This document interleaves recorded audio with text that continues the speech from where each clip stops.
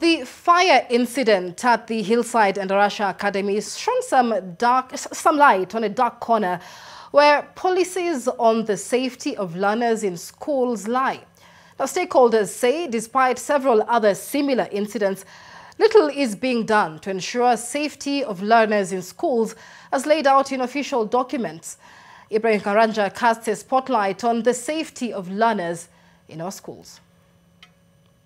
According to the 2024 Economic Survey by the Kenya National Bureau of Statistics (KNBS), there are a total of 93,988 schools in the country, comprising of pre-primary, primary and secondary schools.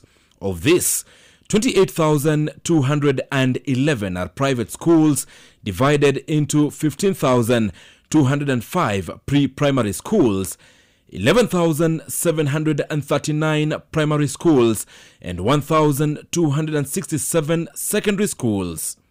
In public schools, 32,461 are pre-primary schools, 23,831 are primary schools and 9,485 are secondary schools.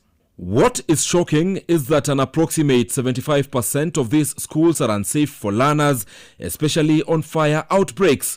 This percentage drawn from a 2020 performance audit report by the Auditor General on fire safety preparedness in public secondary schools. The report, based on a sample survey of 42 public secondary schools drawn from 5 counties, found that most of them fell short of the safety standards manual drawn by the Ministry of Education in 2008. The schools were found not to have adequate physical infrastructure to handle fire incidences and had insufficient fire extinguishers, fire blankets and fire alarms. For schools with fire extinguishers, the audit revealed that they are largely placed around administration blocks, with very few placed in halls. The report states that the situation is worsened by a previous directive by the Ministry of Education that schools should not use monies from maintenance and improvement vote to acquire firefighting equipment. Other shortfalls at the schools include the fact that they did not post evacuation maps at every entrance and exits to buildings. The schools were not constructed in accordance with the required safety standards to ensure easy escape in the event of a fire incident.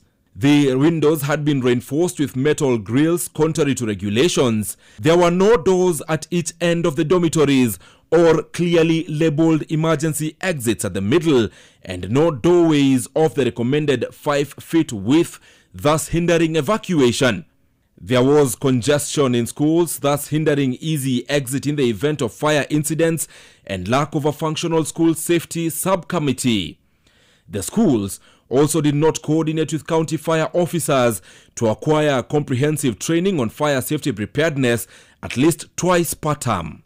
While this was on a smaller sample, it could easily be translated to be a bigger number to mean that 70,000 of the 93,988 schools in the country could be unsafe for learners.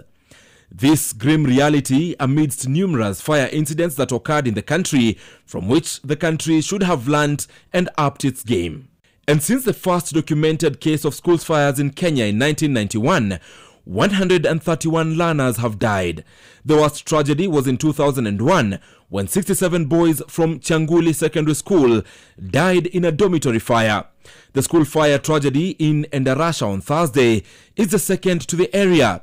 Another school fire incident in 2010 at Endarasha Boys High School left 2 students dead. We are weak at the quality and assurance and standards from the Ministry of Education perspective. Sadly, despite numerous reports that get published almost after every school fire incident, including that Auditor General's report of 2020, which was cited in a report by the Presidential Task Force on Education Reforms, very little seemed to change in regards to ensuring learners' safety. Ibrahim Karanja, NTV.